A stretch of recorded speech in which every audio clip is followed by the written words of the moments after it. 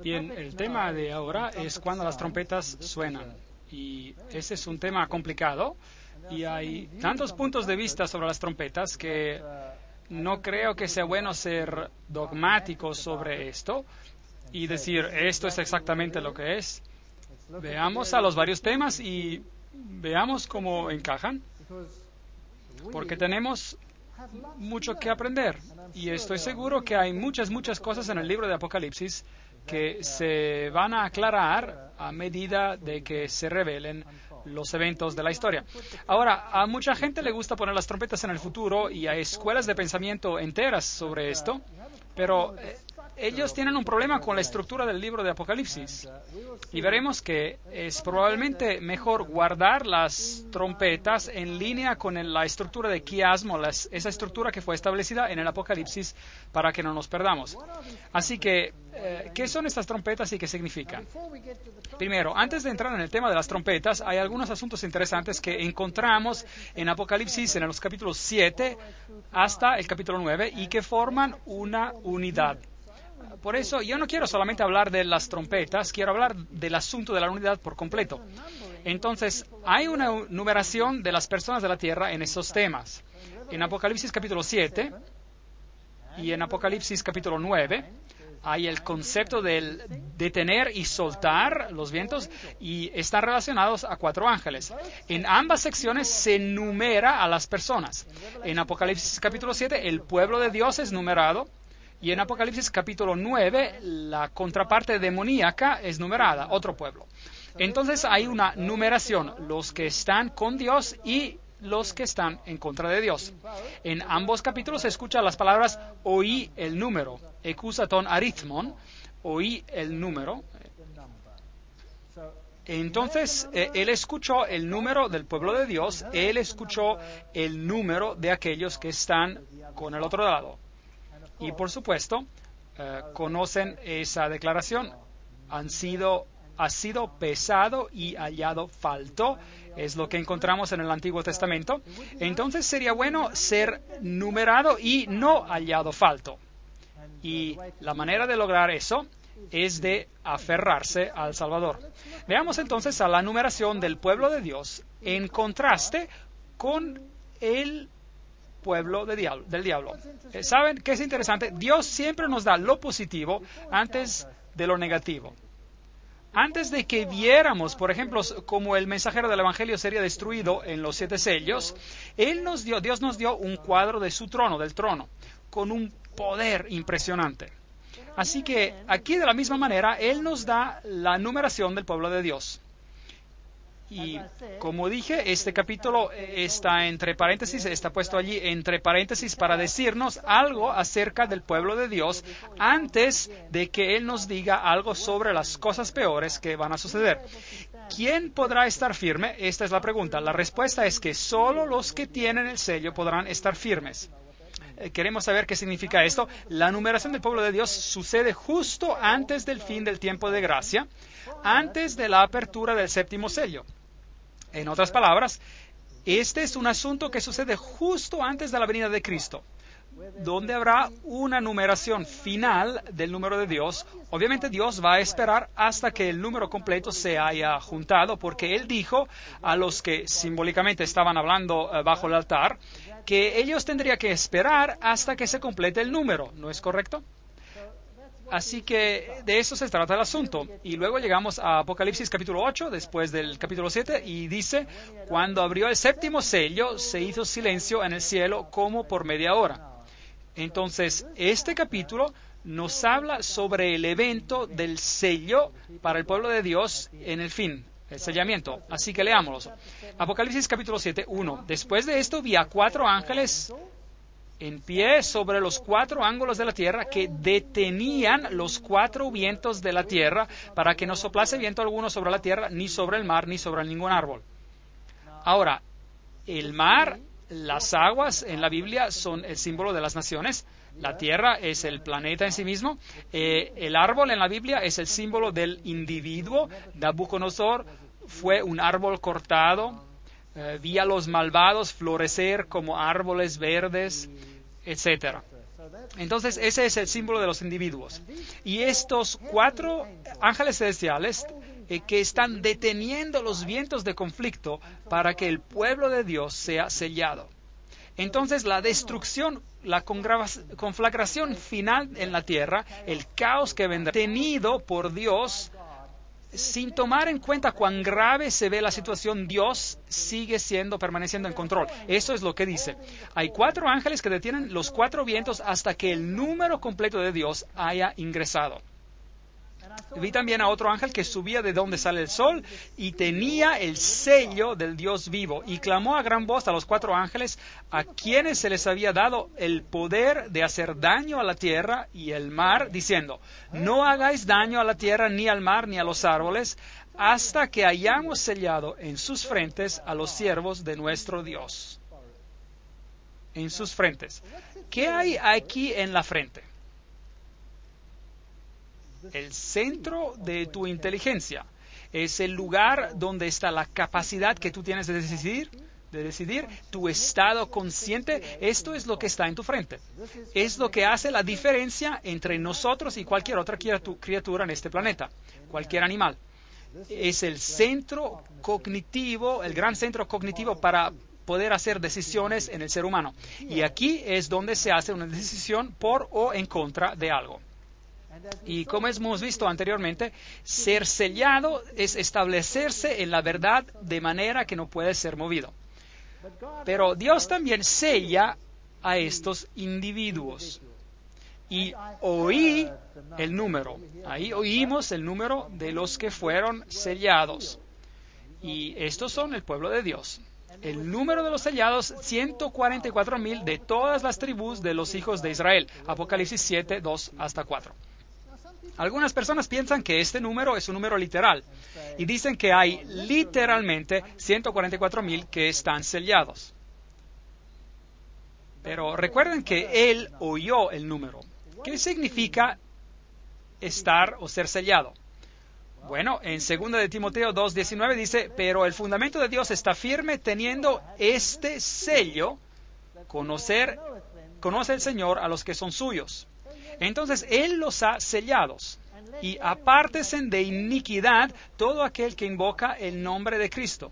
Entonces, ¿qué nos dice esto? Estas personas han tomado la decisión de ya no hacer lo malo y de hacer lo bueno por medio del poder de Dios. Y de pedir perdón a Dios por lo malo que han hecho y de pedir ser limpiados en la sangre del Cordero. Es tan simple como es. No es un asunto complicado. Nosotros siempre lo hacemos más complicado de lo que es. Y la palabra aquí por iniquidad es maldad injusticia, maldad de corazón y vida, una acción que viola la ley. Muy interesante.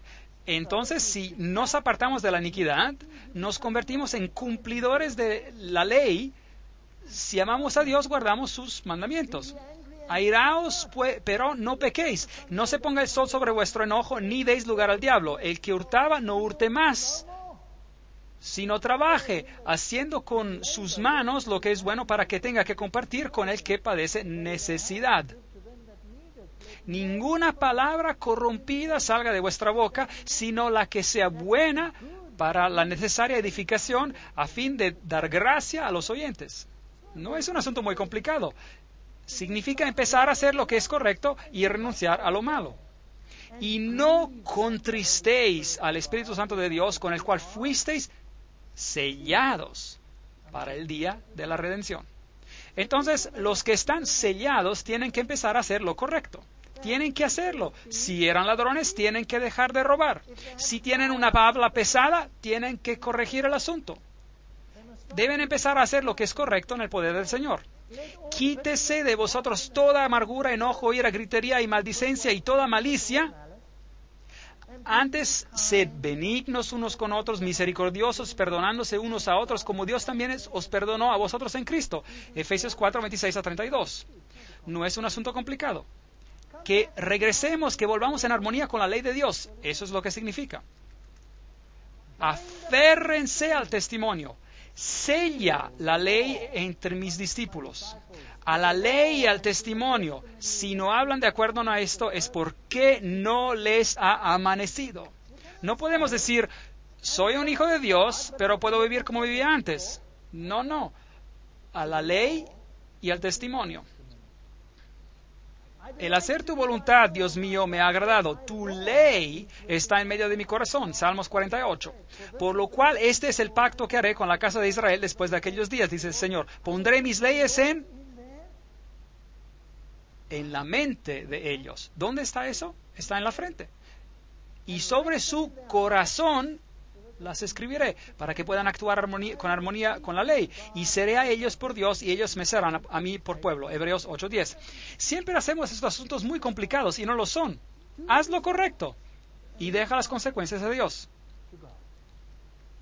Ahora, en el corazón de la ley está el sábado, el día del sábado. Acuérdate del día del sábado para santificarlo. 6 días trabajarás y harás toda tu obra, mas el séptimo día es reposo para Jehová tu Dios. No el tercer día, no el cuarto día, el séptimo día es el sábado. No hagas en él obra alguna, tú, ni tu hijo, ni tu hija, ni tu siervo, ni tu criada, ni tu bestia, ni tu extranjero que está dentro de tus puertas. Porque en 6 días hizo Jehová los cielos y la tierra, el mar y todas las cosas que en ellos hay, y reposó en el séptimo día. Por tanto, Jehová bendijo el día de reposo y lo santificó. Así que aquí en el mandamiento del sábado hay otro sello. Dice allí, en 6 días el Señor, ese es su nombre, Jehová, hizo... Es el creador, los cielos y la tierra, el mar y todas las cosas que en ellos hay. Entonces, si miramos a Éxodo capítulo 20, versículo 11, porque en 6 días hizo el Señor los cielos y la tierra, el mar y todas las cosas que en ellas hay, y descansó en el séptimo día. Por tanto, Dios bendijo el día de reposo y lo santificó. La palabra descansó aquí significa dar consuelo, estar confederado, acostarse, dejar de algo, estar en silencio. En otras palabras, tener un momento a solas con Dios, en medio de toda la agitación en esta tierra. Y les di también mis sábados para que fueran por señal entre yo y ellos, para que supieran que yo soy Jehová que los santifico. Santificad mis sábados y sean por señal entre mí y vosotros, para que sepáis que yo soy Jehová, vuestro Dios. Bueno, existen muchos dioses allá afuera. ¿A cuál sirves tú? Al que obedeces, claramente. ¿Y cómo le obedeces? Guardando su ley. Y si Él dijo, guarda el séptimo día, entonces, ¿qué día debemos que guardar? El séptimo día. Éxodo 31:13 dice, el sábado es una señal entre mí y vosotros por vuestras generaciones, para que sepan a qué Dios sirven. Soy yo, el Señor del sábado. Hola, yo soy. Éxodo 31:16, guardarán pues el día de reposo los hijos de Israel, celebrándolo por sus generaciones por pacto perpetuo. Señal es para siempre entre mí y los hijos de Israel. Y en el séptimo día cesó y reposó. Y reposó nafash, palabra interesante en hebreo. La palabra por señal en hebreo es od, y es un marco. Eso dice la concordancia. Y significa un marco distintivo. ¿Cuál es el marco de Dios? El día sábado. ¿Por qué? Porque el sábado ratifica la ley. Valida la ley. Sin el sábado, todos los 10 mandamientos podrían ser de cualquier persona. ¿No es correcto? Podrían ser de cualquier persona. ¿Qué pasaría si yo escribiera los 10 mandamientos y lo repitiera, le partiera y dijera, todos deben guardarlos, porque así lo digo yo? ¿Qué harían ustedes? Ustedes pensarían, este hombre está loco, ¿no es cierto? Pero ¿qué tal si el presidente del país lo hiciera? Y si él hiciera una ley y dijera, quiero que la guarden, y la firmara, y si no lo hacen, bueno, tengo la autoridad para hacer algo al respecto. Entonces se vuelve un poco más interesante, ¿verdad? Y si el Dios del universo dijera, boom, hice esta ley, cielo y tierra está para ser vivida como una ley perpetua. Bueno, eso lleva consigo bastante autoridad. Entonces, si no tiene ese sello de aprobación, no significa nada. Entonces, ese es el marco de la autoridad de Dios. ¿También tiene la bestia un marco? Sí, claro, tiene un marco de autoridad también. Veremos a esto después. Debemos entender que el marco de Dios, su señal o sello, así como un sello de autenticidad, indica un documento. El presidente de los Estados Unidos, por ejemplo, ese es su sello, el sello del presidente americano, o el típico sello real, que dice al rey tanto el nombre, el título, su territorio, cualquiera que sea, Inglaterra o cualquiera. Y aquí en el Decálogo debe de haber un sello de autenticidad al documento, y lo encontramos en el mandamiento del sábado. Sin el sábado, todos los 10 mandamientos son solo otro grupo de leyes hechos por... ¿A quién importa? Pues, ¿por quién? Pero con el mandamiento del sábado tiene el sello del autor de la ley y el territorio, y es vinculante. Entonces recibe su autenticidad. Y me dio Jehová las 2 tablas de piedra escritas con el dedo de Dios, Deuteronomio 9:10. Existen pocas ocasiones en las que Dios escribió con su dedo, ¿sabían eso? Y cada vez escribió con su dedo. Esta es una de ellas. Escribió los 10 mandamientos con su propio dedo sobre piedra. Y lo repitió, volvió a repetirlo cuando Moisés la rompió. Entonces son 2 veces ya. Y luego, cuando el reino de Babilonia llegó a su fin, Dios escribió con su dedo en la pared. Y el profeta Daniel dijo, Mene, Mene, Tekel, Ufarsim.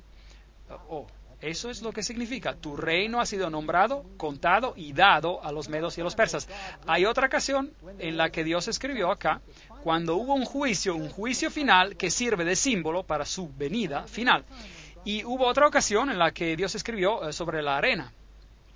Fue cuando todos los acusadores vinieron y acusaban a una cierta mujer, María, que fue encontrada en adulterio.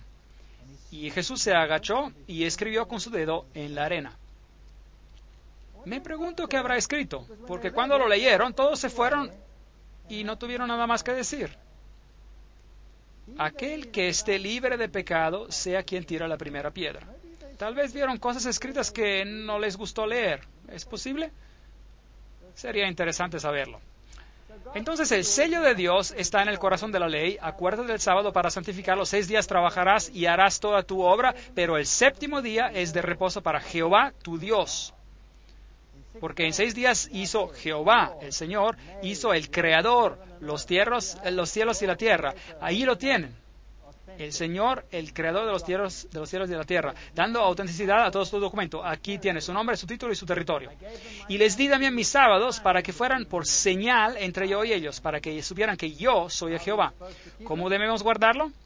Bueno, ya leímos sobre esto. No hacer nuestra propia voluntad. Es asombroso cuán pocas reglas hay en cuanto a guardar el sábado. Los judíos no lo soportaron, así que hicieron varias miles de reglas para cómo guardar el sábado. En lugar de dejar este asunto a la conciencia, ni buscando tu propia voluntad, esto parece sensato, llamándolo santo, honorable honrando a Dios, no andando en tus propios caminos, ni buscando tu voluntad, hablando tus propias palabras, entonces te deleitarás en el Jehová. Estas son las cosas positivas que salen del sábado. No un día de miseria. A propósito, hoy es el 7º día. Es el sábado. ¿Hemos tenido un día miserable hasta ahora? Yo no. ¿Y fue solo para los judíos? No. Y a los hijos de los extranjeros que sigan a Jehová para servirle, que amen el nombre de Jehová para ser sus siervos, a todos los que guarden el sábado, yo los llevaré a mi santo monte y los recrearé en mi casa de oración. No era un sábado judío, de hecho viene desde el Génesis y viene desde la creación. Porque mi casa será llamada casa de oración para todos los pueblos. El sábado era para todos. Isaías 56, 6 a 7. Si obedecéis cuidadosamente a los mandamientos que yo os prescribo hoy, guardaos pues que vuestro corazón no se deje engañar y os apartéis para servir a dioses ajenos. Por tanto, los ataréis, esos mandamientos, como señal en vuestra mano, y serán como insignias entre vuestros ojos. Increíble. Los mandamientos deben de estar en las manos y en las frentes. ¿Qué significa esto? Así que los escribieron, los pregaron aquí y los amarraron alrededor de sus manos. Trabajo hecho. ¿Creen que eso es lo que Dios tenía en mente? Y de alguna manera yo no lo creo. Eso es ritualizar la ley. Y puede ser esfuerzo sincero, pero no es lo que se quiere decir aquí. Significa que debemos pensar y actuar de acuerdo a la ley. Eso es lo que Dios quiere. Y Dios dice que sus mandamientos deben de estar en tu mente y en tus acciones, y otro poder vendrá y dirá, no, mis mandamientos en tus mentes y en tus acciones. Es una diferencia interesante, pero bueno, no vamos a tratar de esto ahora. Deuteronomio dice lo mismo, en la mano y o en la frente, Deuteronomio 6, 6, 8. Y te será como un memorial delante de tus ojos y en la mano, para que la ley de Jehová esté en tu boca. Éxodo 13, 9. Dios tiene algo que debe ser sellado en la mente, la ley de Dios. Y el sábado es la señal de la ley en una manera particular. Entonces, el propósito del sábado era que sea un día de descanso, un día de bendición, un día de paz, un señal, una memorial de la creación, un símbolo de la santificación, un día venerable, un pacto perpetuo. Esas fueron las razones por las cuales Dios dio el día del sábado, de manera de que no nos olvidáramos de Él y de lo que Él ha hecho por nosotros. Entonces, la ley de Dios en su totalidad, con el reconocimiento de su autoridad en nuestras vidas, nos traerá en armonía con el cielo, por medio de la redención que está en Cristo Jesús. Y esto es lo que significa ser sellado, es volver a estar en armonía con Dios. Entonces, ¿cuántos son sellados? Apocalipsis 7:5, de la tribu de Judá, 12,000 sellados. De la tribu de Rubén, 12,000 sellados. Gad, 12,000 sellados. De la tribu de Aser, 12,000 sellados. De la tribu de Naftali, 12,000 sellados. Y llegamos hasta la tribu de Manases, 12,000 sellados. Y de la tribu de Simeón, Levi, Isaacar, Zabulón y José, Benjamín, y todos fueron sellados, 12,000. Entonces, ¿creen que es un número literal? Exactamente 12,000 de cada tribu. ¿Qué hay de nosotros, pues? Después de esto miré y he aquí una gran multitud. Ven, él escuchó el número, él oyó el número, pero mira, y ve y mire, y he aquí una gran multitud de la cual nadie podía contar, de todas las naciones y tribus y pueblos y lenguas, que estaban delante del trono y en la presencia del Cordero, vestidos de ropas blancas y con palmas en las manos. Algunas personas hacen discursos largos sobre los 144,000, cuando la Biblia no nos dice mucho acerca de ellos. Y viendo que todo el libro es simbólico, obviamente también esto es simbólico, porque si no lo es, vamos a tener un problema. Por ejemplo, si miramos a las 12 tribus de Israel, vamos a ver que la tribu de Levi se menciona aquí en Génesis, José también se menciona aquí, Levi también se menciona en Apocalipsis, y aquí José también. Y en Ezequiel, esta tribu de Dan, la cual no se menciona para nada aquí en Apocalipsis, pero sí se menciona en Génesis. Tenemos a Efraín, que se menciona en Ezequiel, y aquí no se menciona nada en Apocalipsis. Entonces, ¿qué tribus tomaríamos en cuenta si hacemos este número literal? Vamos a estar en problemas. Nadie va a ser salvo de Efraín y de Dan. Los de la tribu de Dan fueron malos e hicieron cosas malas, pero también hubieron héroes de la tribu de Dan. Héroes. Entonces, obviamente es un número simbólico. Y no creo que debamos ir más allá con esto. Es una multitud de doces.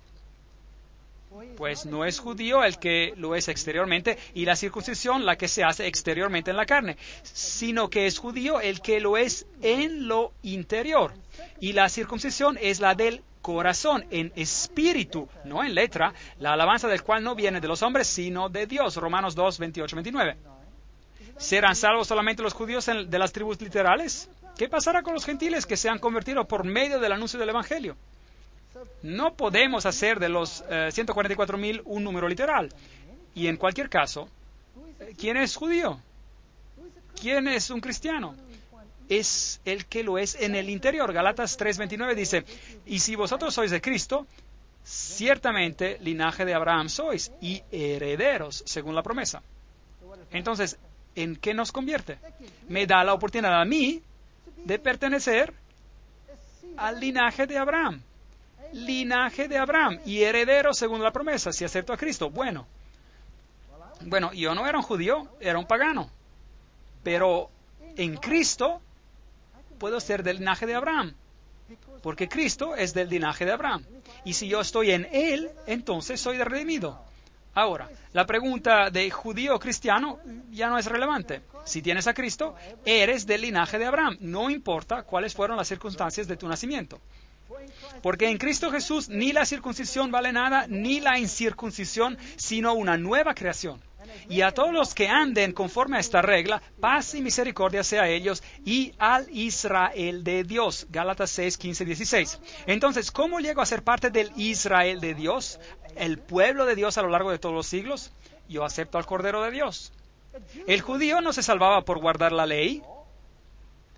Tenía que traer a un cordero y matarlo. Y era salvo por la sangre del cordero.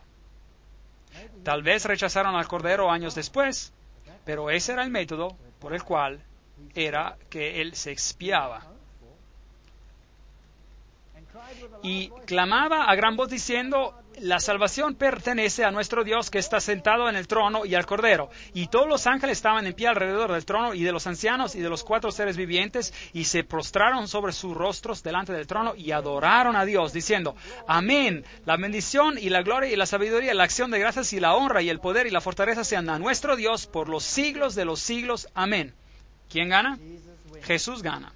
Nuevamente tenemos este maravilloso tema donde Jesús aparece en el Apocalipsis y nos habla sobre los redimidos y cómo son sellados. Tan arraigados en la verdad que no pueden ser movidos, nuevamente en armonía con la ley de Dios, salvos por la sangre del Cordero. Y Él nos da esta linda imagen antes de darnos las malas noticias. Es un tema en el libro de Apocalipsis. No debemos temer porque Él es victorioso.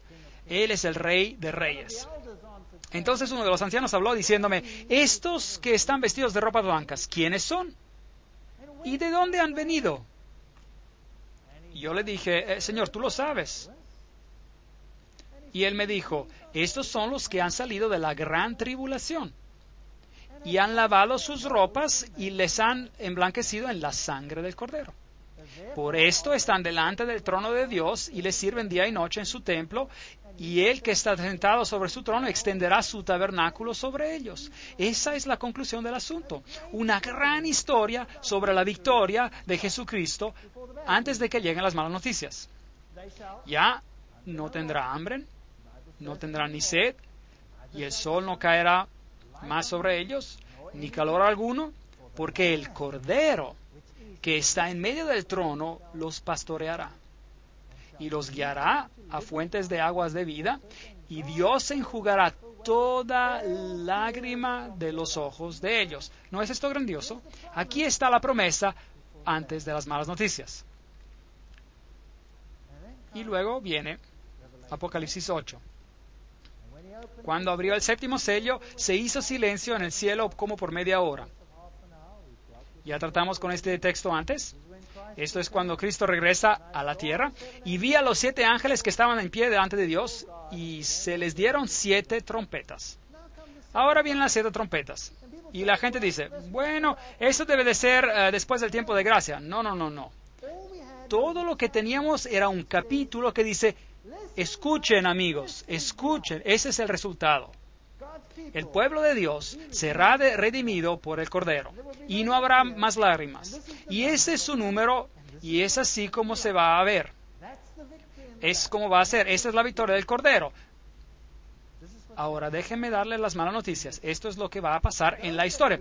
Y aquellos que rechazaron a la palabra de Dios y rechazan a Jesucristo también serán numerados. Y tristemente, el número va a verse algo diferente. Veamos a lo que pasa. Y vi a los 7 ángeles que estaban en pie ante Dios y se les dieron 7 trompetas. Otro ángel vino entonces y se paró ante el altar con un incensario y se le dio mucho incienso. ¿Dónde está parado este ángel? ¿En qué altar?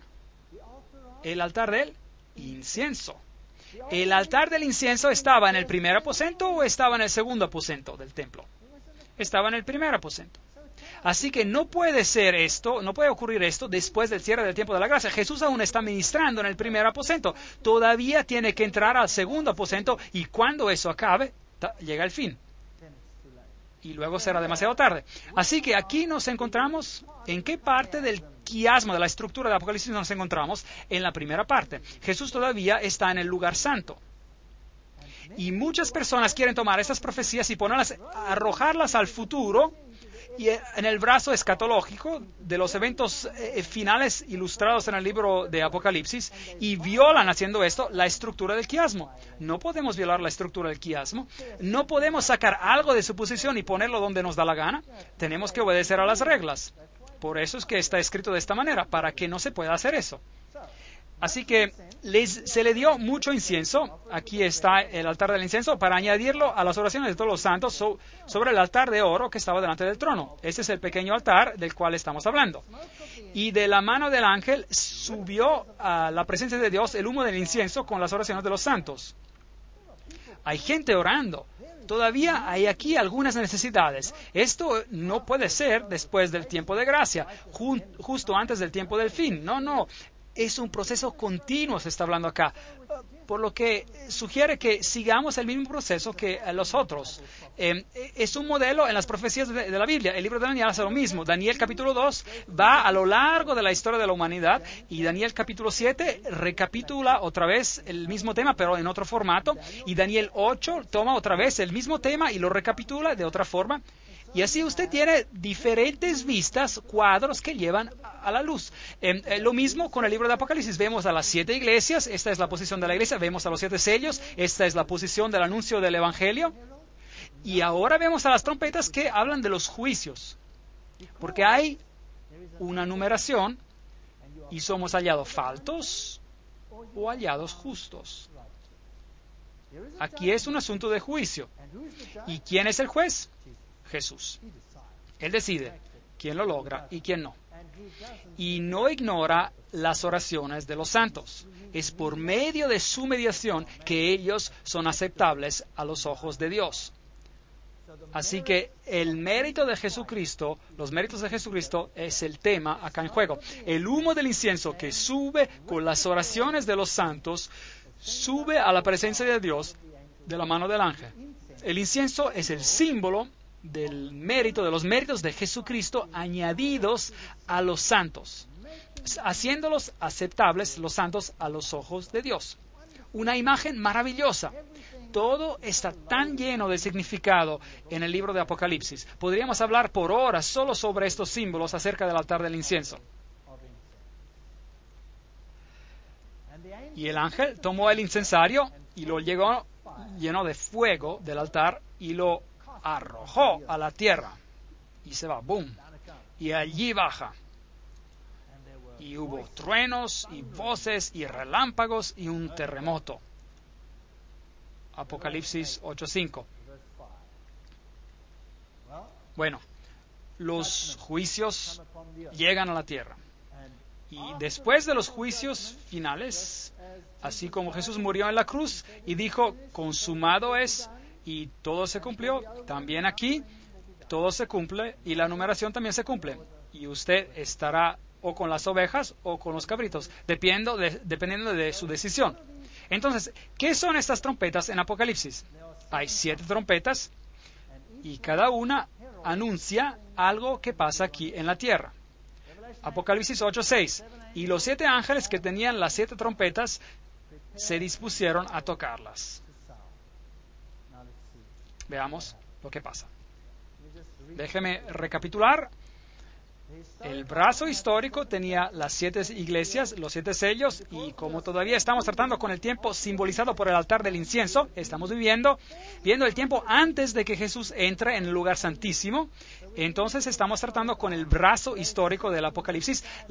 Las trompetas están en este lado del quiasmo y no las puedo remover y ponerlas en el otro lado. Eso violaría la estructura del quiasmo. ¿Está claro? Entonces, obviamente, estamos moviéndonos a través del mismo periodo de la historia que tuvimos en las secciones anteriores. Y hacer algo diferente sería contrario al sistema, a la estructura. Y todos terminan, por supuesto, en el gran punto culminante que es la segunda venida de Cristo. Así que nuevamente vamos a hacer un recorrido por la historia. Existe un paralelo entre lo que pasa mientras suenan las trompetas y las últimas 7 plagas. Ese es un punto interesante. Las 7 trompetas suenan el día antes de la expiación, así es, y las últimas 7 plagas suceden después del día de la expiación. En otras palabras, cuando Cristo sale del lugar santísimo, entonces las 7 plagas caen.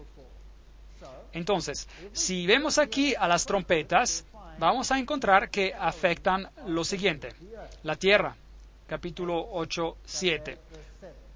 El mar, capítulo 8, versículos 8 y 9. Los ríos y las fuentes, capítulo 8, versículos 10 y 11. El sol, la luna y las estrellas, capítulo 8, versículo 12. Hubo oscuridad, abismo, salen langostas, capítulo 9, versículos 13 y 21. El río Eufrate, capítulo 9, 13 a 21. Voces fuertes, el reino de Cristo, 11, 15 y 18. Y hemos seguido un proceso. Y cada vez se afecta la tercera parte. Y si vemos a las 7 plagas, existe un paralelo. La primera plaga cae sobre la tierra. La segunda afecta al mar. La tercera a los ríos y las fuentes, igual como las 7 trompetas. Y luego el sol, igual que allá. Oscuridad en el trono de la bestia. Luego está el río Eufrates, que vimos también del otro lado. Y luego viene una gran voz: ya está hecho. ¿Ven? Aquí está el está hecho. Esto es lo que pasa después del tiempo de gracia, y esto debe suceder antes del tiempo de gracia, porque es solo una tercera parte. No es todo, solamente una porción se ve afectada, y hay lugar para el arrepentimiento, y es en el tiempo de mediación cuando Cristo está sirviendo en el santuario celestial, en el primer aposento. Y esos son asuntos muy importantes cuando tratamos con estos textos, porque existe hoy la tendencia de tomar a las trompetas y ponerlas en el mismo periodo o ponerlas justo antes de este periodo aquí. Y ese es un problema, porque no solamente violamos la estructura del quiasmo, también violamos la idea de que hay solo una parte afectada, solo una parte que está destruida. Jesucristo está en control. El número del pueblo de Dios, capítulo 7, ahora las trompetas y la numeración del pueblo de la tierra y los problemas que todo esto involucra. ¿Quién va a ganar?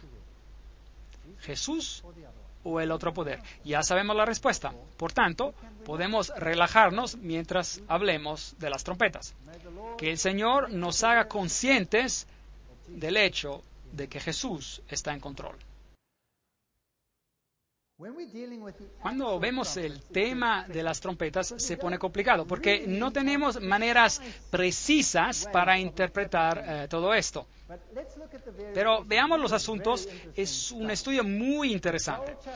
Joel 2, versículos 15 y 17 dice, tocad trompeta en Sión, proclamad ayuno, convocad asamblea, reunid al pueblo, santificad la reunión, juntad a los ancianos, congregad a los niños y a los que maman, salga de su cámara el novio y de su tálamo la novia. Entre la entrada y el altar lloren los sacerdotes ministros de Jehová y digan, perdona, oh Jehová, a tu pueblo, y no entregues al oprobio tu heredad, para que las naciones se enseñoreen sobre ella. ¿Por qué han de decir entre los pueblos, ¿dónde está tu Dios? ¿Dónde está su Dios? Aquí hay una situación donde la trompeta se suena bajo circunstancias donde el pueblo de Dios obviamente se ha desviado. Veamos entonces su interpretación. La primera interpretación es que estas trompetas son juicios de nuestros tiempos, en nuestros tiempos, que hacen lo paralelo a los juicios de las plagas. Es una interpretación muy prominente en el mundo de hoy. Personalmente, no puedo aceptar esta interpretación específica, por la misma razón de que viola la estructura del quiasmo en Apocalipsis, viola la estructura del quiasmo y pone en el futuro a algo que se encuentra en el brazo histórico del libro de Apocalipsis.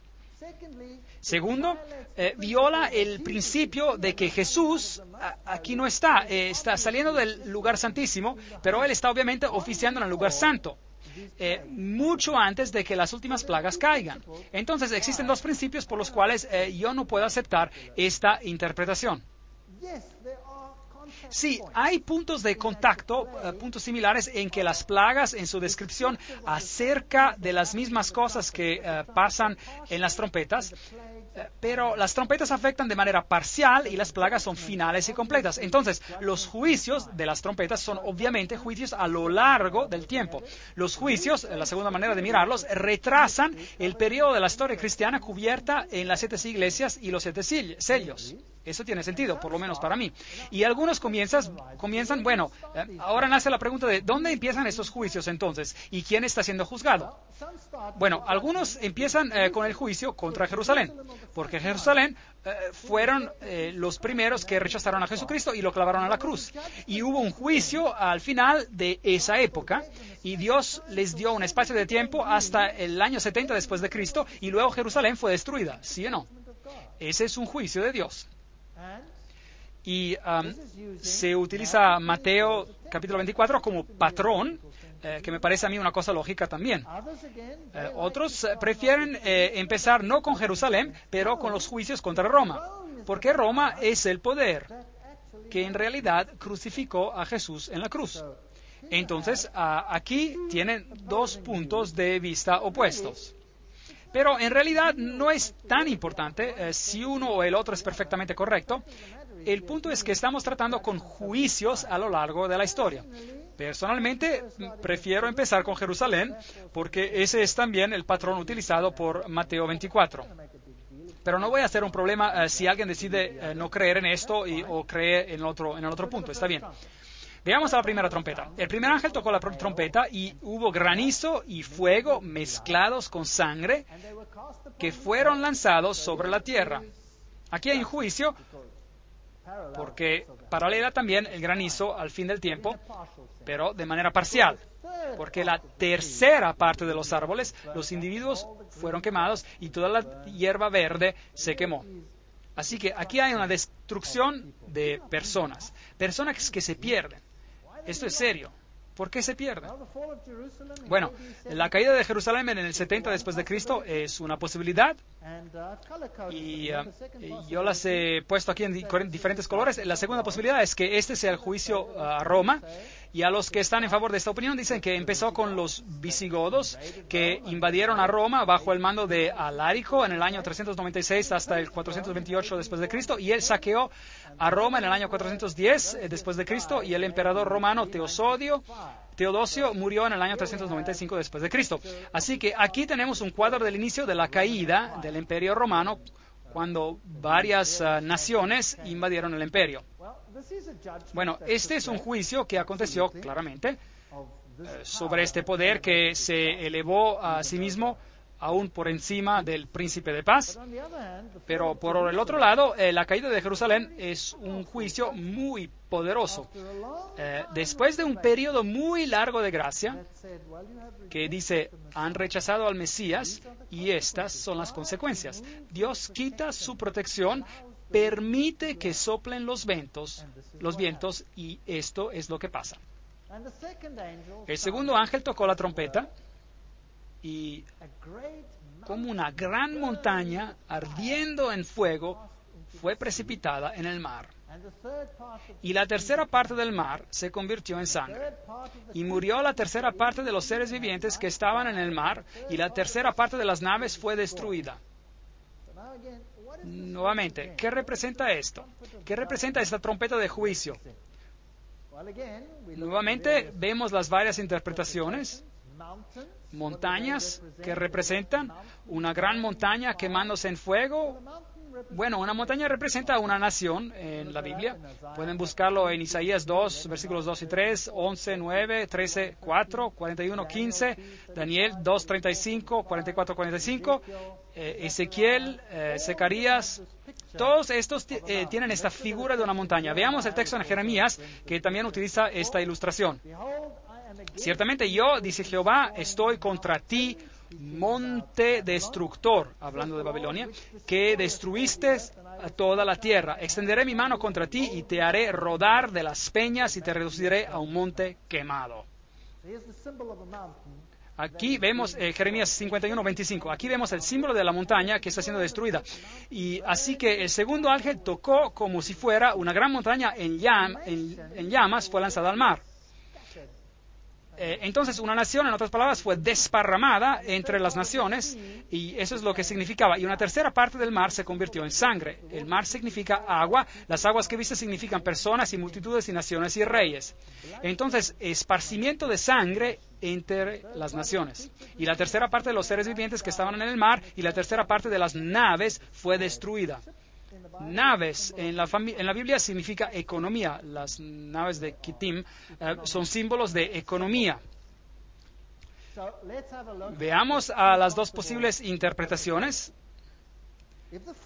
Si la primera fue el juicio contra Jerusalén, entonces la segunda sería obviamente el juicio sobre la Roma pagana y las naciones asociadas, representadas por el mar. Judíos y cristianos vieron a la Roma imperial como la nueva Babilonia. De hecho, Pedro escribió una carta donde él decía que él se dirigía a Babilonia, porque Roma, al igual que Babilonia, había destruido el templo de Jerusalén. Entonces, esa es una suposición razonable. Por otro lado, algunos creen que la segunda fase de la incursión de los vándalos en Roma bajo Gensérico en el 428 a 468 después de Cristo, de donde viene la palabra vandalismo, viene de los vándalos, eran piratas en naves en el Imperio Romano y saquearon a Roma en el 455 después de Cristo. Así que algunos ven esto como un símbolo y otros ven este juicio cubriendo todo el juicio a la Roma pagana. Ahora, si aceptan a una u a otra interpretación es una cuestión de detalles, ¿correcto? No es algo para hacer un gran problema, no va a cambiar tu salvación, por ejemplo, de todos los modos. Personalmente me gusta la primera interpretación porque sigue un proceso lógico a lo largo de la historia, pero no importa si otros prefieren la segunda interpretación. La tercera trompeta. Y el tercer ángel tocó la trompeta y cayó del cielo una gran estrella. Ahora, ¿les suena parecido a esto? Estoy seguro de que sí. ¿En algún momento cayó una estrella del cielo? Sí. Lucífero cayó del cielo y trajo todas sus fuerzas demoníacas con él aquí abajo. Y él iba a producir un gran cambio. Iba a tomar control sobre este reino.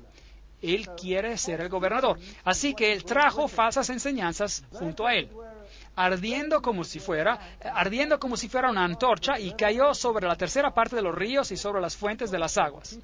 Eso también se habla de personas acá. Y el nombre de la estrella es ajenjo, amargura. Y la tercera parte de las aguas se convirtió en ajenjo, y muchos hombres murieron a causa de esas aguas porque se hicieron amargas. ¿Qué significa el agua, aparte naciones? ¿Han escuchado del agua de la vida? Ahora, ¿qué pasa cuando el agua de vida se vuelve amarga? Ven, hubo un tiempo en el cual entró el compromiso, el tercer periodo del tiempo. ¿Se acuerdan cuando el compromiso ingresó a la iglesia? ¿No es eso interesante? Aquí está el tercer ángel tocando. El tiempo del compromiso no convirtió esto, las aguas de salvación, en aguas amargas, ¿sí o no? Sí, claro que sí. ¿Y las personas murieron a causa de esto? ¿En un sentido espiritual, no en un sentido literal? Claro que sí, porque si beben de esas aguas contaminadas, ¿cuál es el resultado? Muerte. Muerte eterna. Separación de Dios. Entonces, la gran apostasía de los líderes espirituales de la iglesia cristiana es una posibilidad que tenemos aquí por esa trompeta. De la misma manera de cómo Satanás cayó del cielo con una tercera parte de los ángeles, igual la iglesia caería en la apostasía de la idolatría. Ajenjo fue usado por Moisés como símbolo de idolatría en Deuteronomio 29, 17, 18. Leámoslo. Y habéis visto sus abominaciones y sus ídolos de madera y piedra, plata y oro que tienen consigo. No sea que haya entre vosotros varón o mujer o familia o tribu cuyo corazón se aparte hoy de Jehová nuestro Dios para ir a servir a los dioses de esas naciones. No sea que haya en medio de vosotros raíz que produzca hiel y ajenjo. ¿No es ese un gran símbolo? Entonces, yo estoy a favor de este, porque está en el mismo periodo. Tenemos al tercer ángel, que fue el periodo del caballo negro, y fue el periodo del compromiso, cuando el evangelio era socavado y las aguas se hicieron amargas. Y la gente que bebió este nuevo evangelio sufrió la muerte espiritual, una muerte espiritual. Bueno, la otra interpretación sería la invasión de Roma por los hunos bajo el mando de Átila en el siglo V. Así que nuevamente tenemos una interpretación que todavía trata con el imperio romano. Por supuesto, esto sucede en el Imperio Romano, entonces no hay problema, pero esta es la que para mí encaja mejor con las otras trompetas y con el progreso paralelo que hemos visto hasta ahora. Y ustedes tienen todos estos símbolos que lo hacen parecer de esta manera. Ahora, la cuarta trompeta. El cuarto ángel tocó la trompeta y fue herida la tercera parte del sol. El sol. ¿Qué es eso? La luz del mundo. Y la tercera parte de la luna y la tercera parte de las estrellas, para que se oscureciese la tercera parte de ellos y no hubiese luz en la tercera parte del día y asimismo de la noche. Eso no es oscuridad total como en las plagas. Esto es una tercera parte. Apocalipsis 8:12. Veamos en Miqueas capítulo 3, versículos 6 y 7 para ver si encontramos un paralelismo. Por tanto, de la profecía se os hará noche y oscuridad del adivinar, y sobre los profetas se pondrá el sol, y el día se entenebrecerá sobre ellos. Y serán avergonzados los profetas y se confundirán los adivinos, y ellos todos cerrarán sus labios porque no hay respuesta de Dios. ¿Le suena esto como a un tiempo de oscuridad espiritual, sí o no? ¿Cómo llamaron a la era de la próxima dispensación, por así decir? ¿No la llamaron la Edad Oscura, acaso? Entonces, ¿quién reinaba en la Edad Oscura una vez de que el caballo negro cambió a ser el caballo de muerte? Es el mismo periodo de tiempo. Yo creo que estamos siguiendo el mismo periodo clásico. Y si nuevamente removemos a Jesús, el Hijo de Justicia, del Evangelio, si lo sacamos del Evangelio y lo hacemos menos de lo que Él es, entonces morimos una muerte espiritual. Ese es el problema. ¿Cómo sacaron a Jesús del corazón del Evangelio? Esta es la historia más aterradora de engaño en la historia del mundo. Después de esta conferencia, vamos a entrar en detalles y vamos a darle un vistazo a lo que hicieron. Y quiero decirles que hoy todo el mundo está engañado, creyendo en algo que no es de Dios. Da miedo. Da miedo. Entonces, las dos posibles interpretaciones que tenemos aquí, la oscuridad representa la edad oscura, y eso tiene sentido para mí, cuando la verdad fue pisoteada y el ministerio de Jesús fue reemplazado por el ministerio de la iglesia. Cuando Jesús fue crucificado, una oscuridad literal cubrió la tierra, ¿correcto? ¿Se acuerdan? Y esto sirve como símbolo, como tipo de la crucifixión espiritual de Jesucristo. La reforma del siglo XVI terminó la Edad Oscura. Eso es básicamente lo que indicaría esta interpretación. Ahora, otra interpretación sería aún con los juicios sobre Roma. El sol, la luna y las estrellas han sido interpretadas como las luminarias del Imperio Romano Occidental, el emperador, los senadores, los cónsules. Con la extinción del Imperio Romano Occidental en el año 476 después de Cristo, el último emperador, Romulus Augustulus, el remanente de Atilia, fue destronado por órdenes de Odoacro. Es una interpretación y tenemos otro juicio aquí contra el Imperio Romano Occidental. Pero esa interpretación de aquí arriba para mí encaja en el modelo que hemos seguido hasta ahora y que está en línea con todo lo que hemos visto hasta ahora. Pero quiero que observen algo. Es que en este periodo de la Edad Oscura, Jesús es crucificado nuevamente. Es interesante que la crucifixión allí lo mantiene en la cruz. Y es ahí a donde en la Edad Oscura le gusta tenerlo. Pero Jesús ha resucitado de los muertos y gobierna en el cielo. Ahora, también es interesante que para remover a Jesús del sistema, algunas veces se ha requerido la creación de toda una nueva religión que sacaría a Jesús del medio. Muy interesante. Porque he aquí que tinieblas cubrirán la tierra y oscuridad las naciones, mas sobre ti amanecerá Jehová y sobre ti será vista su gloria. Isaías 61. Gran oscuridad sobre la tierra. Otra vez Jesús les habló diciendo, yo soy la luz del mundo, el que me sigue no andará en tinieblas, sino que tendrá la luz de la vida. El asunto es Cristo o sin Cristo. Yo, la luz, he venido al mundo para que todo aquel que cree en mí no permanezca en tinieblas. Juan 12, 46. El asunto es Jesús o sin Jesús. Este es el asunto. Ahora viene una parte fascinante.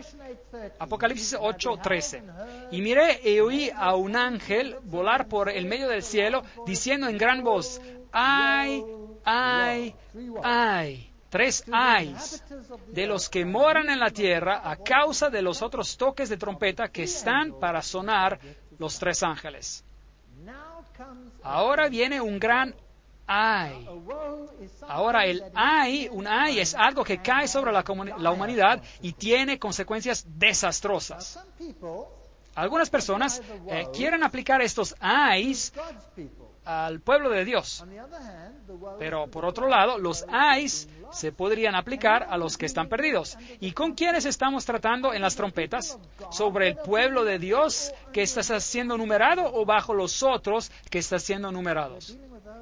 Estamos tratando con aquellos otros que están siendo numerados. Entonces ahora sabemos cuál es el último ay, porque el último ay es la venida de Cristo y la destrucción de los malvados.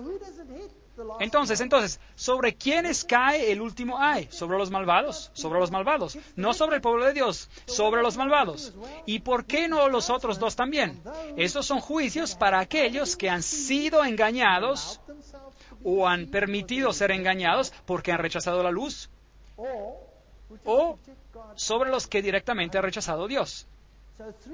Entonces hay 3 ayes que van a caer sobre los habitantes de la tierra, y un ay los priva de salvación. Los habitantes de la tierra, a causa de lo que ocurre cuando se tocan las trompetas que quedan, van a recibir estos ayes. Los 3 ayes asociados con las próximas 3 trompetas implican un aumento sin precedentes del ataque demoníaco sobre la verdad. Sin embargo, Dios está en control. Así que durante las próximas 3 trompetas, Dios nos va a dar una vislumbre de lo que pasa aquí en esta tierra.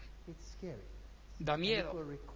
Y vamos a necesitar 12 conferencias o posiblemente 24 programas para ver lo que está pasando. Increíble. Vamos a hacer 12 conferencias más sobre lo que esto implica. Da miedo.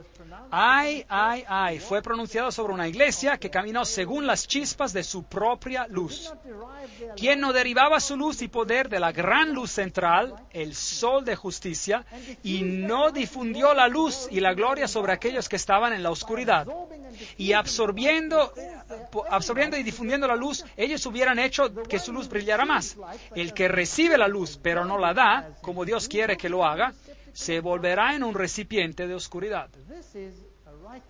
Este es un escrito que encontramos en un panfleto en particular, escrito hace unos 150 años atrás, que parece mostrar exactamente lo que está pasando aquí.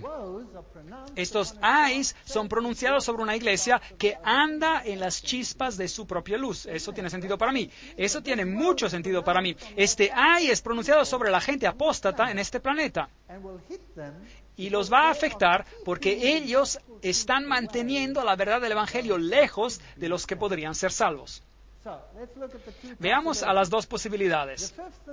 La 5ª y 6ª trompeta representan la numeración de los seguidores de Satanás y el aumento final en la maldad hasta el punto donde Dios quita su protección y da en las manos de una mente perdida a los que eligen voluntariamente ser ignorantes. Eso da miedo. Esto está en contraste con Apocalipsis 7, donde los sellados por Dios son numerados y se les da poder para estar bajo su protección divina. Y la otra interpretación sería que la 5ª y la 6ª trompeta representan el juicio contra el Imperio Romano Oriental, el nacimiento del Islam, del islamismo, culminando con el Imperio Otomano, es visto como la fuerza que trae la destrucción del Imperio Romano Oriental. Ahora, aquí yo quisiera por un momento hacer algo diferente y decir, ¿por qué no unir estas 2 interpretaciones? ¿Por qué no unirlas? Porque el islamismo tiene como su blanco bajar a Cristo al nivel de un ser humano. Así que en un sentido hace exactamente lo mismo que la iglesia de la Edad Oscura hizo cuando se pronunció el juez en lugar de Jesucristo. ¿Correcto? Así que uno es la herramienta de la otra. En realidad trabajan juntas para lograr el mismo fin, de remover a Jesucristo como el único salvador del planeta. Y es interesante que el islamismo es una religión que activamente propaga y enseña este mensaje de manera activa. Los otros sobre esta tierra hacen sus cosas, pero no pelean activamente en contra de este principio o de otro principio.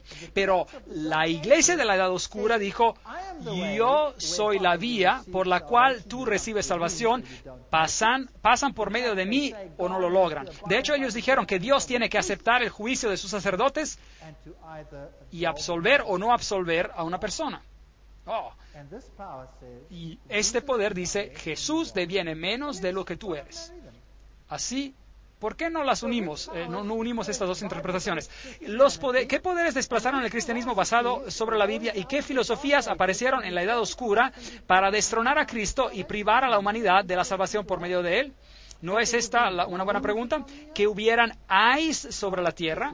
Bueno, el islamismo reemplazó al cristianismo en la cuna del judaísmo y del cristianismo, ¿no es cierto?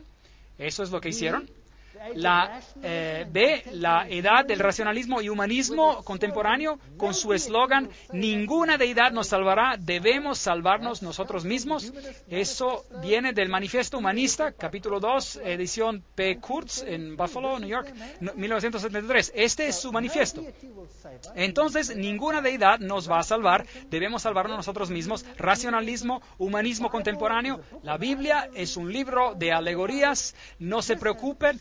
Esto ha destruido el cristianismo en la mente occidental y este otro movimiento lo ha destruido en la cuna del cristianismo. La roca fuerte del cristianismo ha sido removida, ha sido reemplazado en el occidente y ha sido reemplazado en el oriente. Así que vemos cómo esos poderes han destronado a Jesucristo.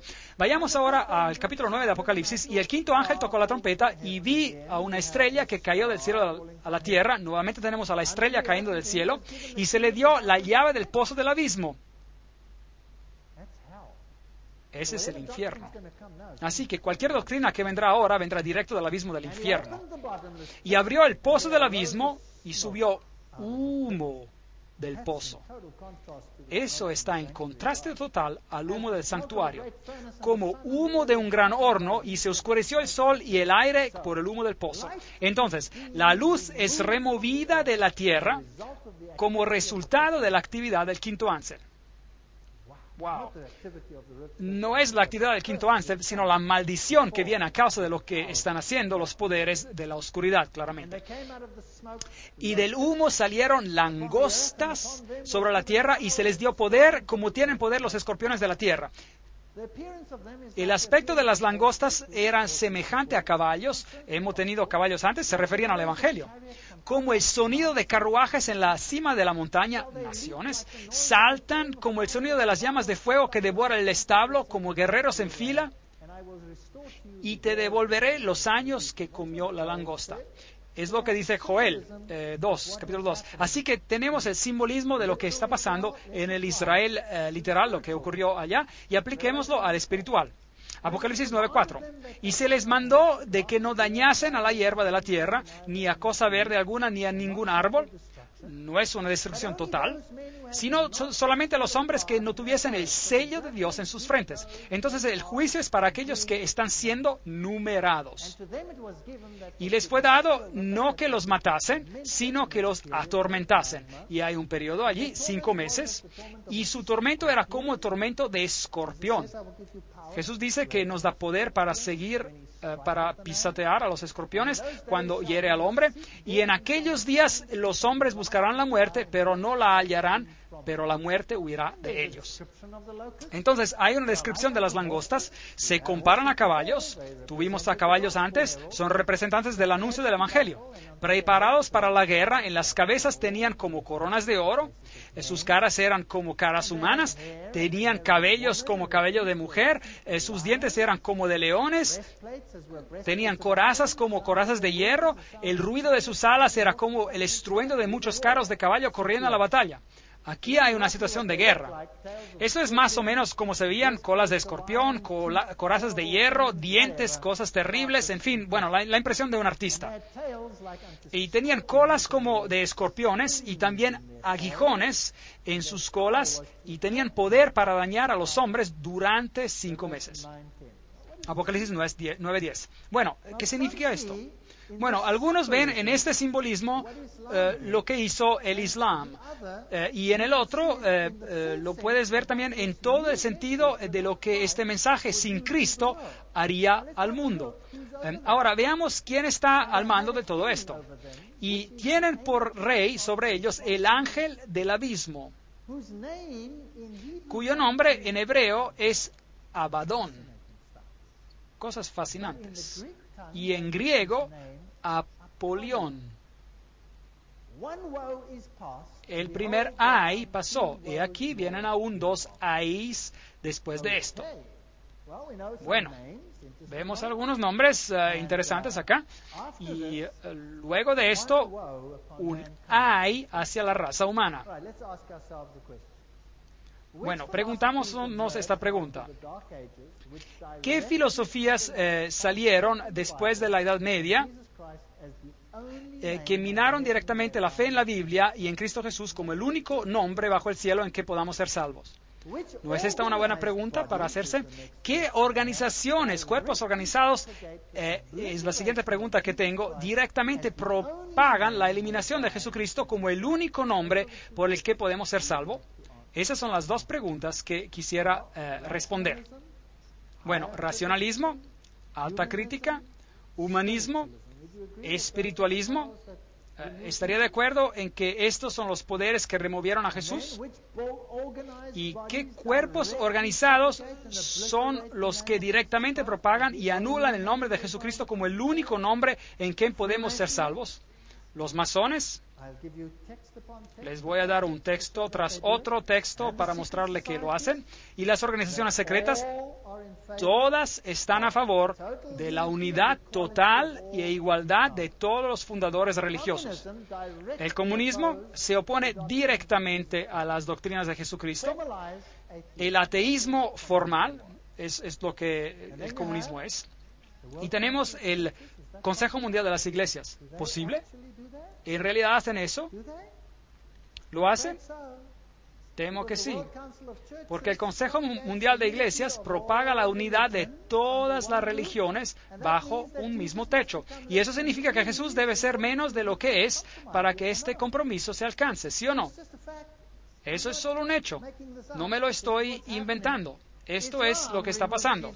El Islam remueve a Jesucristo, ¿sí o no? Como el único Salvador del mundo.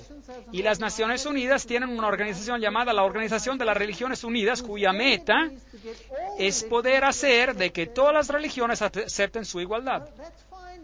Bueno, eso está bien, suena como una buena idea. Pero, ¿qué hace eso a Jesucristo? Lo pone al mismo nivel que los demás. Y entonces hay muchos nombres por los que podemos ser salvos, ¿sí o no? ¿Es correcto o no? Díganme ustedes, porque yo estoy en problemas aquí. Yo estoy sacando ciertos asuntos que son problemáticos. Pero esto es exactamente lo que están haciendo. El comunismo lo saca totalmente. La masonería lo nivela. El Consejo Mundial de Iglesias lo compromete para alcanzar a sus blancos. El islamismo lo pelea directamente. Y la ONU dice, mejor que lo hagas, o si no, ya. Estamos en problemas.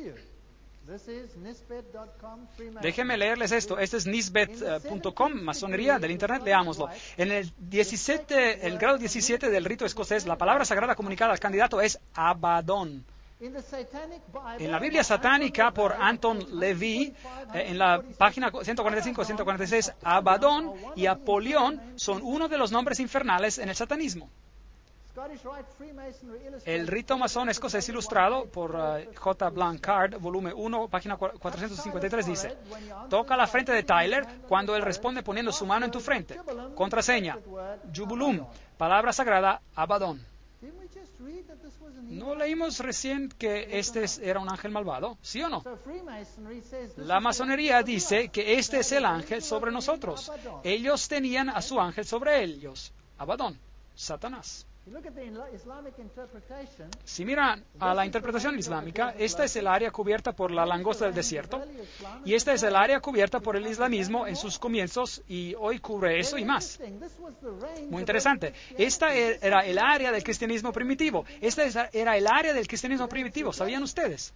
Hoy en día ha sido reemplazada, ha sido removida, ha sido reemplazada por el islamismo. El islamismo nació solo después del año 600 después de Cristo, y totalmente quitó del mundo a los cristianos que basaban su fe en la Biblia y guardaban el sábado. Los quitó, los masacró. Interesante. Y hoy está prohibido por ley con la pena de muerte de propagar a Jesucristo en esos países. ¿No es eso interesante? Es un terrible ay contra la humanidad, porque si el único nombre por quien podemos ser salvos es quitado, entonces estamos en problemas. John William Draper también escribe en la historia del desarrollo intelectual en Europa que 4 años después de la muerte de Justiniano, en el año 571 después de Cristo, nació en Meca, en Arabia, el hombre que, de todos los nombres, ha ejercido la mayor influencia sobre la raza humana. de acuerdo con la vida de Mohammed. Mohammed apareció en la escena en uno de los periodos más oscuros de la historia, cuando todas las civilizaciones desde la dinastía merovingia en Galia hasta India estaban en ruinas o estaban en estado de nacimiento con problemas. Aquí vamos, una gran guerra. A la edad de 12 años, Mohammed viajó con su tío en una caravana comercial a Siria. Aquí él conoció a un anacoreta cristiano llamado Abahira. Contemplando al niño, dice la historia, pudo ver él en su rostro señales de su futura grandeza y le aconsejó a Abu Talib que lo cuidara porque un día él sería recipiente del llamado divino. En reconocimiento del profeta por Bahira, el cristiano, simboliza en la tradición islámica la primacía de la misión de Mahoma sobre la de Cristo. A Jesús lo hacen de menos. Apocalipsis 9:4, y se les mandó de que no dañasen a la hierba de la tierra, ni a cosa verde alguna, ni a ningún árbol, sino solamente a los hombres que no tuviesen el sello de Dios en sus frentes. Entonces, ¿a quién afecta la trompeta? ¿Al pueblo de Dios o a los otros? A los otros. Todo aquel que no tiene la oportunidad de elegir a Cristo, porque ellos se lo quitaron, está en problemas. Y a ellos les fue dado que no los maten, sino para que fuesen atormentados por 5 meses. Y su tormento era como tormento de escorpión cuando hiere al hombre, y en aquellos días los hombres buscarán la muerte, pero no la hallarán. Y ansiarán morir, pero la muerte huirá de ellos. Interesante. Aquí hay un decreto de Abu Bakr, el tío de Mohammed, quien le sucedió. Cuando peleas las batallas del Señor, deféndanse como hombres sin voltear, pero no dejen que su victoria esté manchada por la sangre de mujeres y niños. No destruyan a las palmeras ni quemen las plantaciones de maíz, no corten árboles frutales, ni lastimen al ganado, solo lo que maten coman. Cuando hagan algún pacto o artículo, cúmplanlo y mantengan su palabra. A medida de que avancen, van a encontrar personas religiosas que viven retiradas en monasterios y se proponen servir a Dios de esta manera. Déjenlos, no los maten ni destruyan a sus monasterios. Y van a encontrar a otro tipo de personas que pertenecen a la sinagoga de Satanás, que tienen cabezas rapadas. Asegúrense de partir sus cráneos y no les den tregua hasta que se vuelvan mahometanos o paguen tributo. Bueno, ese decreto se ve con un paralelo en la Biblia, y algunos piensan que los 5 meses representan a 150 días proféticos, que serían 150 años proféticos, usando números 14 y como base, y también Ezequiel 4 como base, un día por un año. Entonces se sacó la cuenta, y que si tomas este número y tomas la fecha del 27 de julio de 1999, cuando Otomán I invadió a Nicomedia, y se suman los 150 años, entonces llegamos hasta el 27 de julio 1449, cuando el último emperador griego, Constantino, tomó el trono con el permiso del sultán. Ahora, Khaled bin al-Walid, por nombre Saif Allah, uno de los 2 líderes musulmanes de la extremadamente exitosa expansión islámica bajo Muhammad, y su sucesor inmediato Abu Bakr o Omar, a pesar de que peleó contra el profeta, este segundo, finalmente se convirtió, dicen ellos, y conquistó. Y Khalid siguió siendo el líder real de las fuerzas que conquistaron al ejército bizantino. Derrotaron al ejército bizantino y el Islam se aposesionó de los territorios donde el cristianismo reinaba. Muy interesante. Y continuaron conquistando Siria y Arabia y destruyeron 50,000 tropas bizantinas y las masacraron. Así que el cristianismo fue removido. Veamos el punto de vista masónico. Este se llama Moral y Dogma. Esta es la fuente masónica. Cuando el cristianismo estaba débil, inútil y sin poder, el restaurador árabe e iconoclasta vino como un huracán de limpieza. Pero Khalid, ahora saben quién fue, era este gran general, la espada de Dios lo llamaban, marchaba de victoria en victoria y exclamaba a sus cansados soldados: no dejen a ningún hombre dormir, habrá suficiente descanso en los jardines del paraíso, dulce será el reposo, nunca más seguido por el trabajo. La fe del árabe se volvió más fuerte que la del cristianismo y él conquistó. Este es el punto de vista masónico, que la fe del árabe se volvió más fuerte. También dice que se convirtió en una fe mejor del cristianismo. Así que hoy el islamismo reina donde reinó el cristianismo. Y tienen los ziguruts y el Imperio Otomano y la Mezquita Azul y Santa Sofía, y que todos solían ser dominios cristianos. y hoy son del islamismo. Esta solía ser cristiana, ahora es islámica. Interesante, ¿verdad? Así que si juntamos estas dos interpretaciones, entonces tenemos la catástrofe completa de la apostasía, acarreando con ella la destrucción de Jesucristo como el Salvador. El racionalismo, la alta crítica, la destrucción de la Biblia, la eliminación de la fe en la Biblia en Jesucristo y una guerra literal en contra de aquellos que se oponían. El sexto ángel tocó la trompeta y oí una voz de entre los 4 cuernos del altar de oro que estaba delante de Dios, diciendo al sexto ángel que tenía la trompeta: desata los 4 ángeles. Ahora sí tenemos problemas, que están atados junto al gran río Eufrates.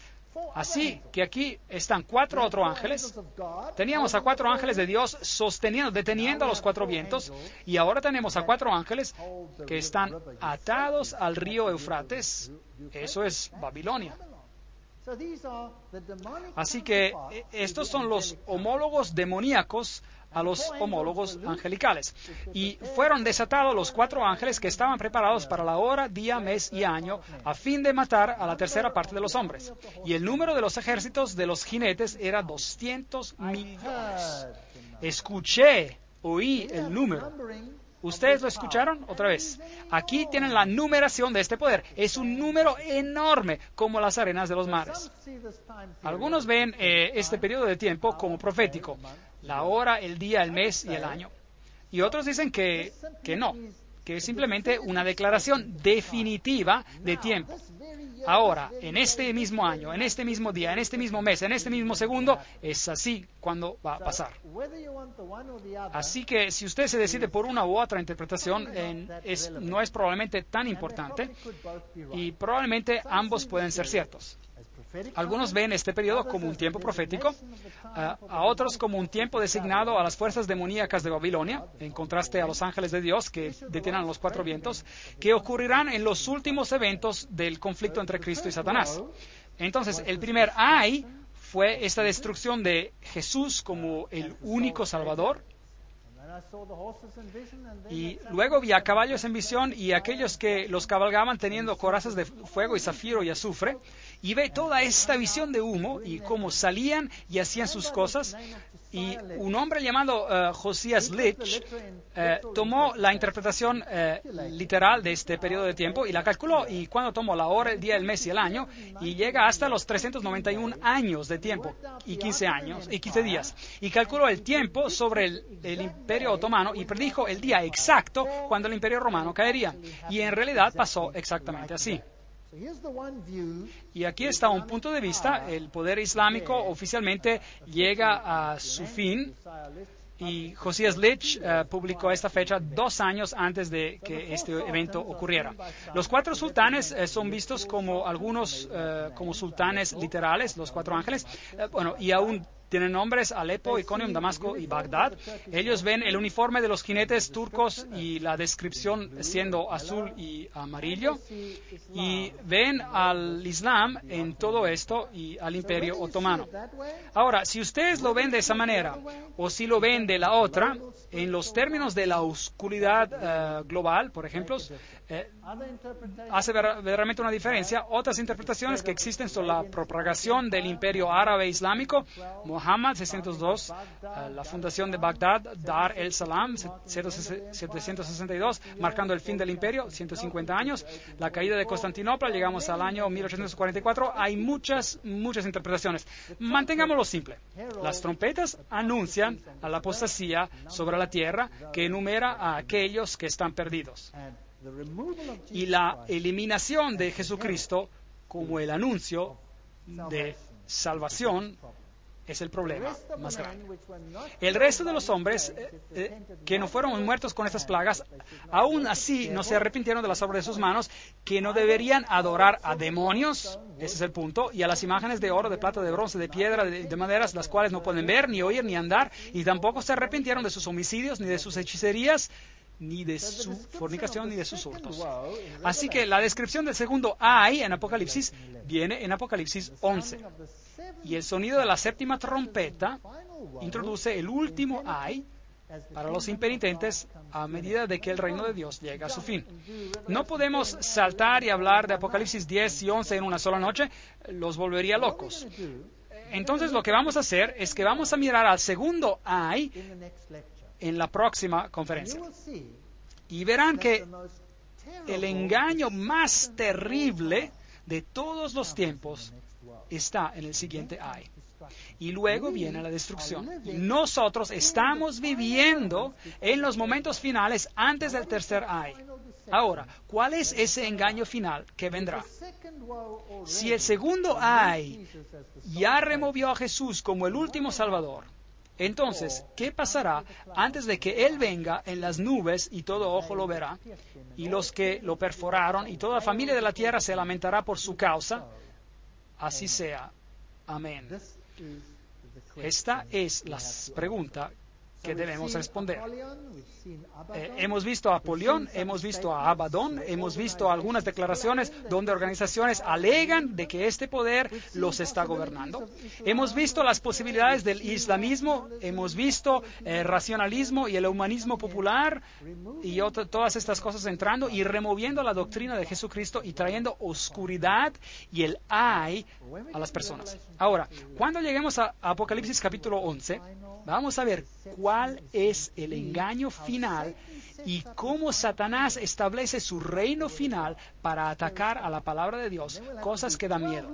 Y luego tendremos que hacer 12 conferencias para mostrar que así es exactamente. Que Dios nos bendiga y nos guarde hasta que nos volvamos a reunir nuevamente mañana para el próximo episodio de esta serie. Gracias por venir.